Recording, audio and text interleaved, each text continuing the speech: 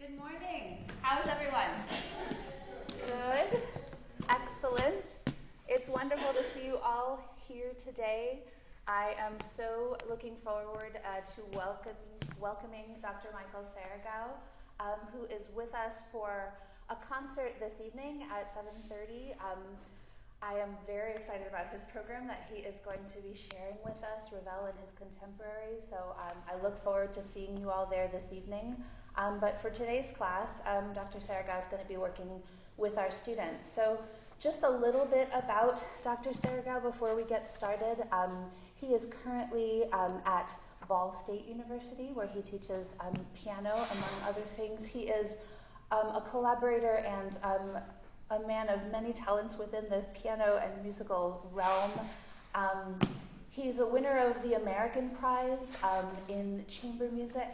And I had the pleasure of hearing him play with, when I was at the University of Oregon. He was finishing his DMA and he played for one of the singers in my voice studio, and I had the pleasure of hearing him play in that setting. He has a forthcoming album through Centaur Records with his collaborative partner Sophia Tegert, a CD called Palouse Songbook, and he contributed, he played on Harry Bechtel, which is the baritone from the University of Oregon, his debut CD, The Good Song Foray in the 1890s. I'm really looking forward to him joining us to work with our students, so please welcome Dr. Michael Seregow.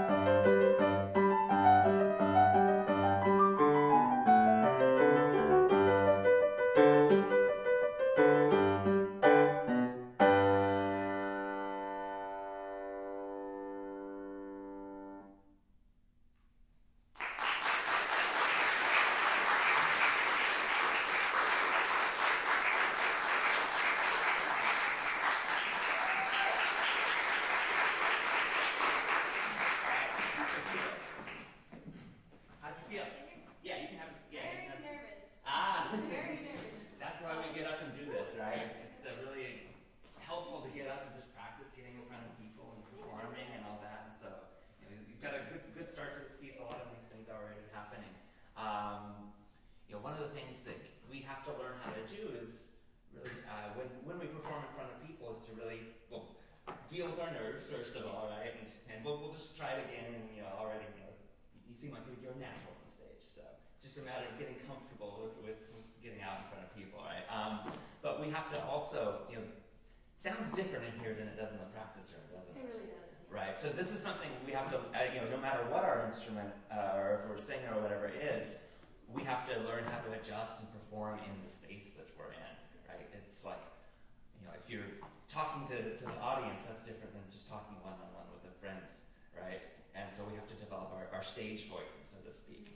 And I think one of the things we can really do is try to, and since I don't have that much time to work with everybody, I'll just kind of limit my comments to a couple of areas. But one of the things I think that could be really helpful is to be really thoughtful about how we want to phrase, Yes. right?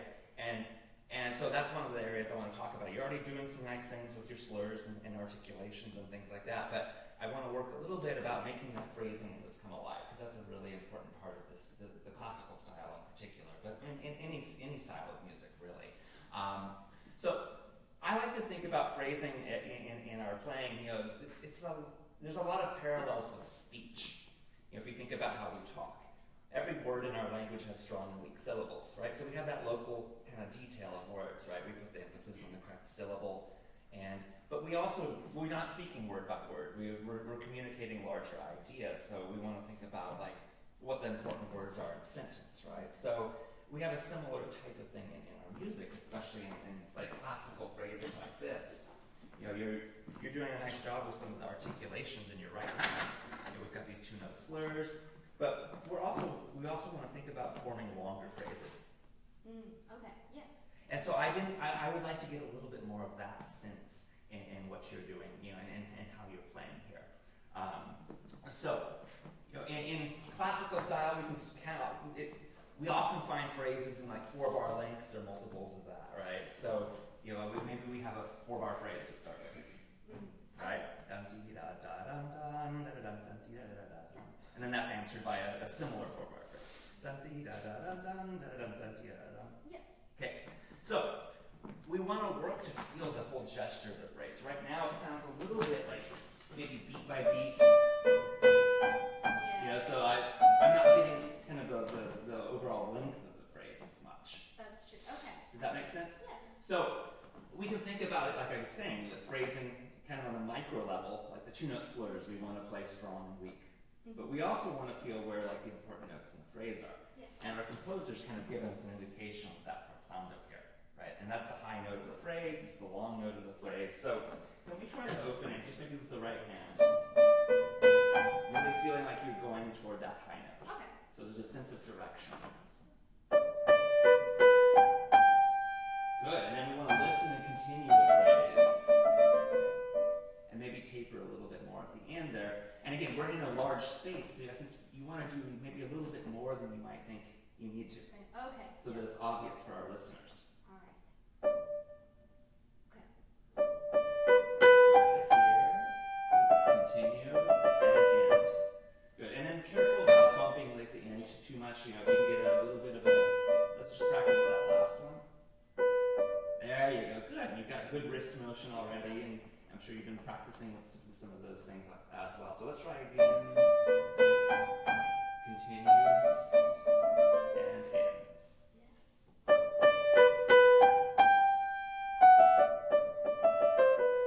There you go, good.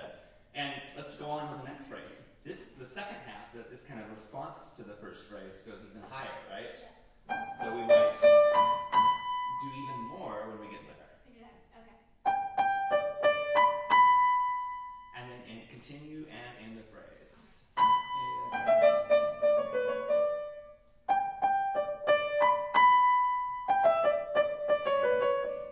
There you go. Good. Okay, let's try putting all that together, and go ahead and add your left hand as well.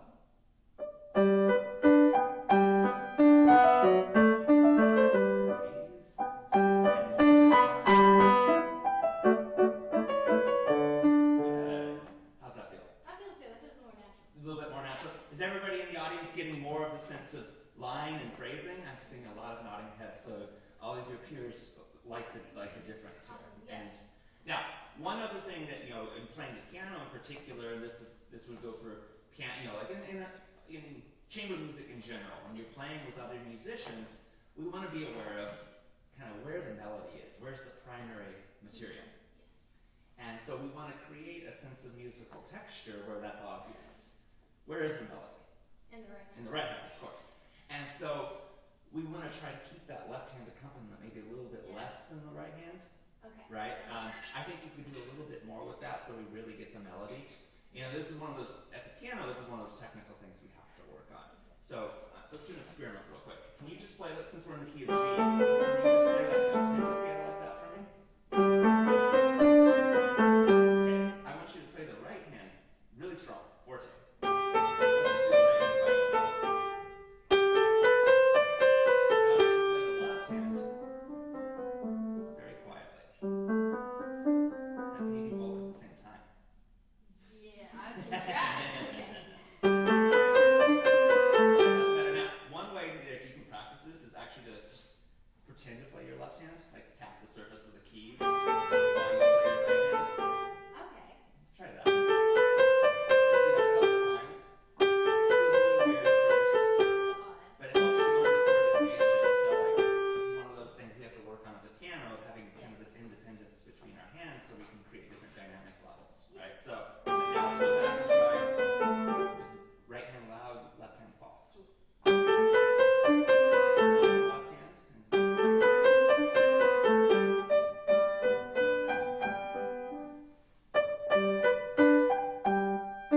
Wait. That's better. Now That's you better. speak up. Okay, good. Let's try again.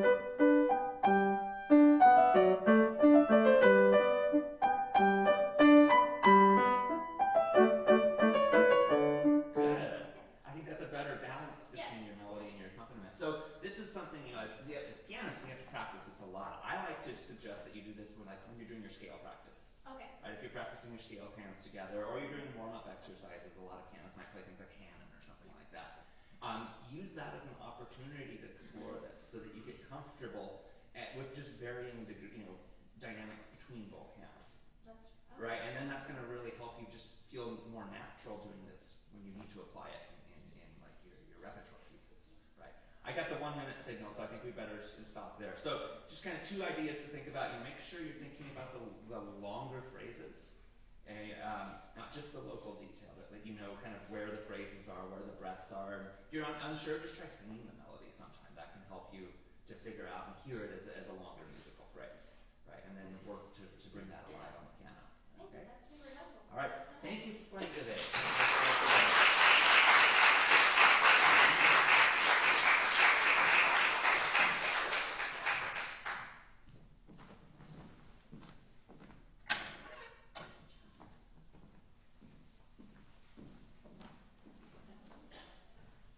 Our next player is Backstage. backstage to make an entrance.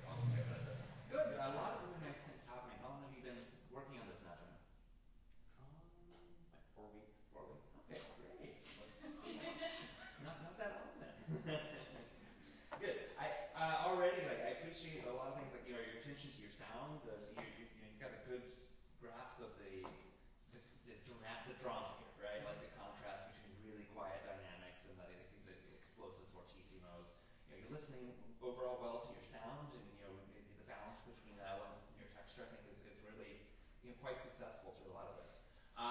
The biggest thing I want to work on, I think this will just come in time as you continue to learn to work on this piece, is the feel of longer lines. At the piano in particular, but probably to a lot of us, this might sound familiar. We start learning a piece under tempo. Yes. And that's, when we have so many notes to master and to learn, that's necessary. We have to practice slowly. But what that sometimes causes to happen is that our concept of phrasing and our concept of the music is really note by note.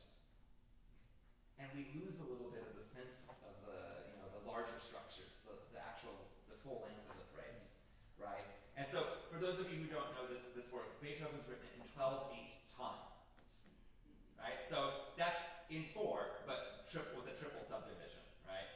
So it's 1, 2, 3, 4, 5, 6. So when we start practicing slowly, it's really easy to kind of feel it in those 12 beats, dun, dun, dun, dun, and we need to for rhythmic precision.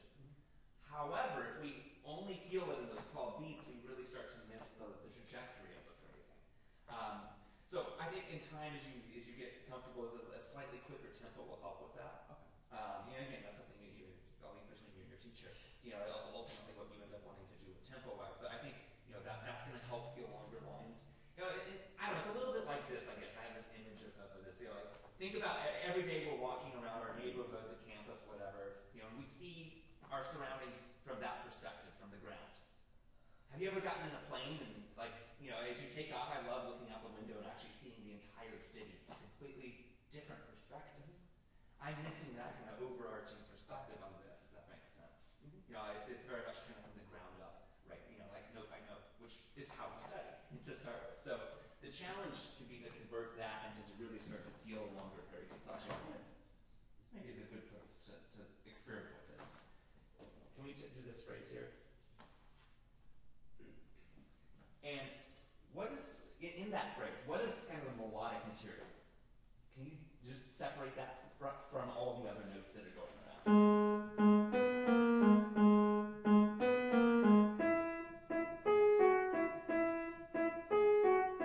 Okay, good. And so Beethoven has set that melody with all, in the deep bass register of the piano, but all these other notes. And so when you're practicing this, it's easy for it to really sound beat by beat. We're feeling the 8th notes. Can you just play that melody again for me? But feel it. The whole phrase, the whole 2-bar phrase there. Feel it. And then feel this lead a little bit more.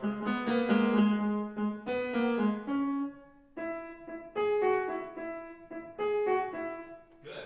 So sometimes I practice just kind of outlining things like that. I'll take away all the notes necessarily and kind of just boil things down to what do I actually want, to project? Like what's the most important material, the melody of this, out of that figure. And then I want to work. Maybe I'll start sketching the rest of the thing, the rest of it in there. But I want to keep that feeling of the bigger phrase, kind of that bird's eye perspective. Rather, does that make sense? Yes. Okay, so let's try one more time and maybe just lightly play your left hand. If that's comfortable. And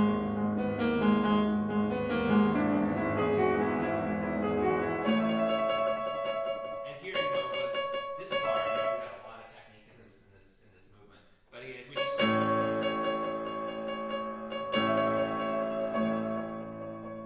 can help us feel that subdivision and then just rock our arm back and forth a little bit to get the tempo there. So let's try it actually as written now, but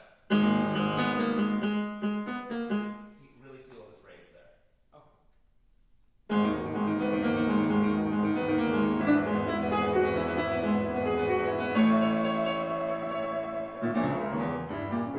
Good. And then something like that, again, you see where the forzando is, the accent. Like we want to feel that whole arpeggio leading to there. So can you just play for me that bass line?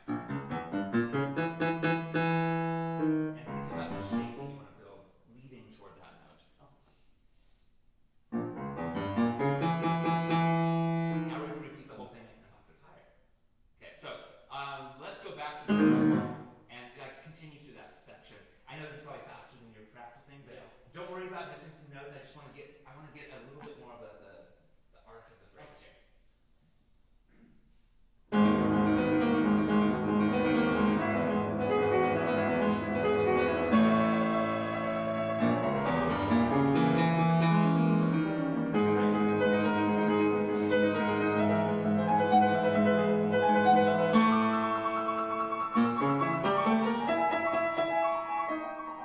Good. How'd that feel? Maybe a little risky. Yeah. And it will at first, but I think the important thing that we're doing with this kind of work is that we're forming like our idea, our concept, right? So while we need to do that slow, careful practice and make sure all the notes are in the right place, we also want to be developing our concept of what we ultimately want to do. Like, how should that phrase ultimately sound? You know what I mean? So it's not always just going beat by beat. Yeah. Right. So that would be my, how am I doing on time? You have a few minutes. Few minutes, okay. So I think throughout this, that's kind of the next step that I would encourage you to be working on and exploring as you play this. Like I said, again, like you're doing so many things really well in terms of balance, like some beautiful colors in your playing. But in a lot of places, it proceeds a little bit beat by beat, and then I want to get more of that sweep. And I think that's going to build even more drama and excitement. So actually, let's back up. Before that, when it's an A flat major, where does that start in yours? Here. So let's kind of go about this the same way. So Beethoven's written like this kind of accompaniment, right? And you're doing a really nice job of keeping that in the background and all that. But then we've got a melody and octaves, and when we play octaves on the piano, it can sometimes feel a little bit beat by beat. So I want to simplify that once. And can you just play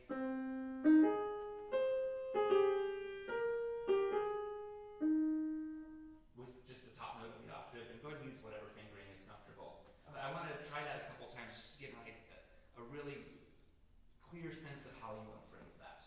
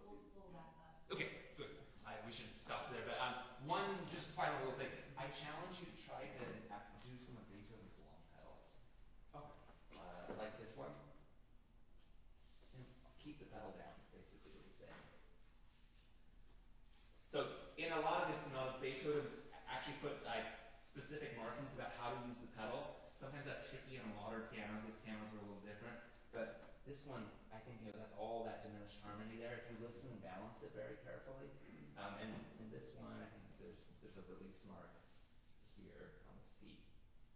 But play around with those ideas. There's a couple of places where there's some like interesting pedal effects, and you're doing some of them, but yeah, there's a couple other long ones in there. Especially when you see them say sample rate pedal, that means keep the pedal down. So just play with that and see if you can make it work. So good. Thank you for playing today. I guess I can do it again. Yeah.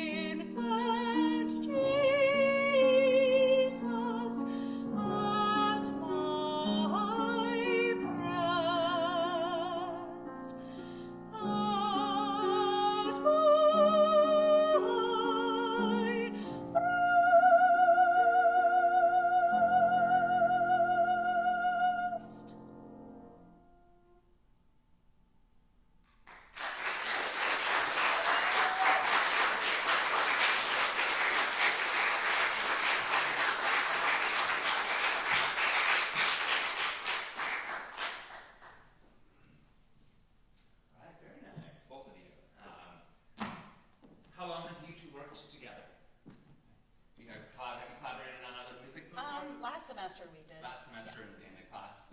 So yeah, I'm glad to see that you're doing some collaborative piano. I think it's a great thing that pianists learn how to do, and I've certainly done a lot, my fair share. And it's something that I very much enjoy. But it's a lot different than playing solo music, isn't it? It is. How so? Well, it's strange because I have to play my instrument, but then not actually really listen to what I'm playing and really just listen to somebody else. Yeah, it really teaches us to listen in a different manner, and this is true for any chamber music scenario. If you're playing in small groups in a quartet or in any, with a pianist. How many of you play with pianists, like for a jury or whatever, right? That's it. When the first few times you do that, it's a very brand new experience, and that's for both parties. Like for pianists who haven't done a lot of that, it's a big adjustment, but it's also interesting, I think, for the wind player, the string player, the singer, if you haven't worked with a pianist a lot before. So, how did this feel in terms of the collaboration between you? I want to start with you. Did you feel like you had enough time to do everything you wanted to? Yes. In terms of breathing, text? Yes. Yeah, we've worked a lot on that. Yeah. Yeah.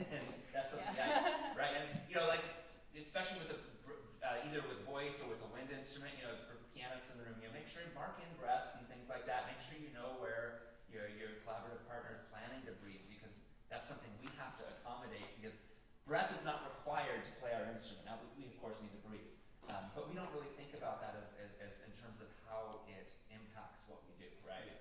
Although as you play more with singers or with wind players, you might start to think about that in your phrasing.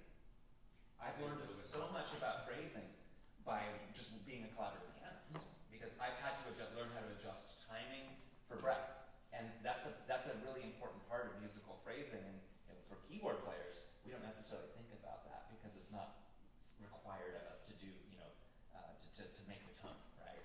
Yeah. So look for ways to incorporate those ideas as you keep doing this type of thing into your solo playing. Let's see. And how did the collaboration feel on your end? Like ensemble-wise and stuff. Do you feel like you reacted for breathing, that you reacted for diction? I don't know if I necessarily reacted for diction because we've mainly been focusing on the breathing. Okay. I would say, yeah.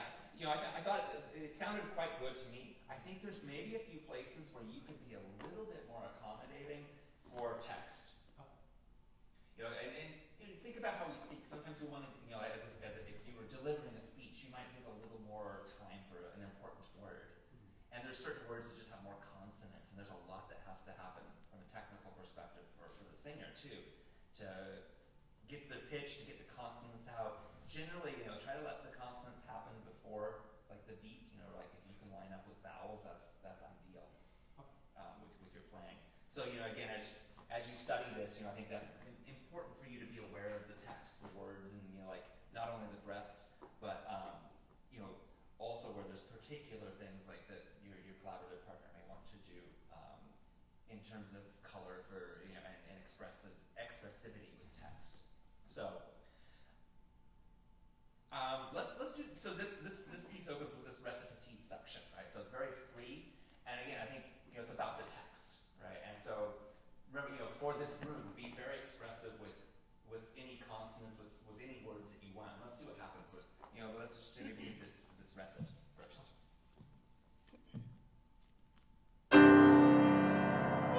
will take nothing from my Lord, said she. And can like consonants like the from? Can we get even more of that? And I don't know. For my case, I don't know. I'm not a voice teacher, coach, so I'll defer to your teacher ultimately. But I think that stuff like that, I think you can do more with, especially in a recitative. I will take nothing from my Lord, said she, Wait a little bit. unless he gives me his son from heaven. Good, and I think so. Like there on heaven, like that's a really interesting harmony, right? And like so, like the way you move from the F to the E there, play with that timing, and then just try to really listen to when she moves to the second syllable. I think you keep that low bass A a little fuller. Okay. Can we start with the chord right before unless. Yes. Okay. Oh, do you know what that? I mean, it's kind of. Just that's up the Oh, phrase okay. to heaven. Got it. Thank you.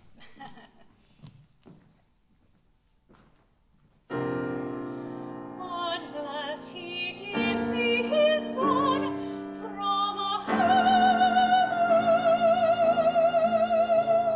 Wait. Now it's different color. In the form of a baby, that I may nurse him. Fermata. Wait. Now, dolce. So that Christ came down to her in the form of a baby.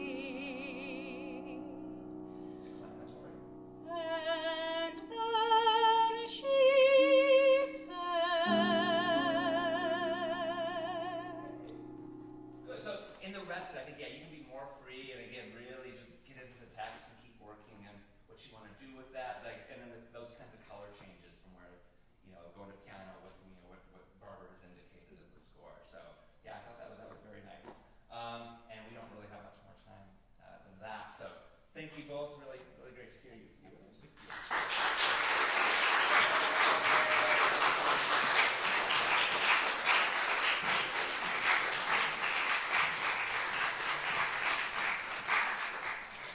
We have a few minutes for questions for Dr. Seregow. So, any questions about his life as a performer and anything you'd like to ask him before we wrap up our session today? Anything music related?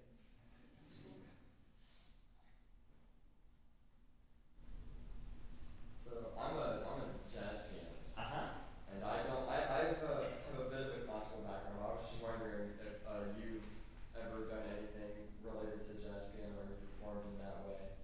I dabble. And I took jazz piano for about a year in my undergrad, and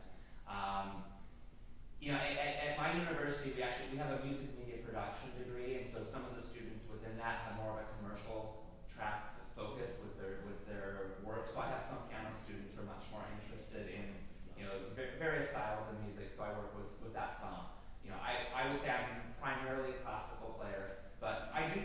I will say this though, like as a classical player, even when I was young, I loved to improvise, and so I think that's something I would recommend that everybody play with. How many of you improvise regularly? It's your instrument. If you've never done it before, it seems very daunting and maybe scary.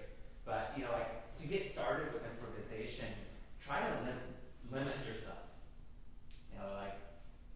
And I don't know. I see improvisation is kind of like this. Imagine maybe you did something over the weekend. You went on a trip, or you hung out with your friends, or something like that. Right? You're not going to script that speech when you tell somebody about what you did on the weekend. You might have the highlights, the points, like you're going to communicate, but your conversation is improvised. So improvisation with piano can be very much like that. You kind of have this framework, like you improvise with something, right? Like maybe that's a specific interval. I'm going to just play with seconds today. I'm going to play with thirds or something like that, and I'm going to take just some basic rhythmic patterns, and that can be a really good starting point to explore improvisation. You can do something like, I'm going to play with the pentatonic scale, or the blues scale, especially with jazz, right? And you have kind of these parameters that you're working with and that you're exploring. So I think I encourage everybody to structure. If you don't do this regularly, I think it can help us realize what's up in here, like to be able to hear something in our mind's ear, to maybe sing it, or to produce it here, and then be able to execute that on our instrument. I got off the topic a little bit, but yes, I've done some. Again, I'm much more. I spend most of my time practicing classical, but that is something that I do some. That's very cool. Thank you. So I would also suggest keep up your classical playing. Continue to work on that kind of stuff, because I think that's helpful.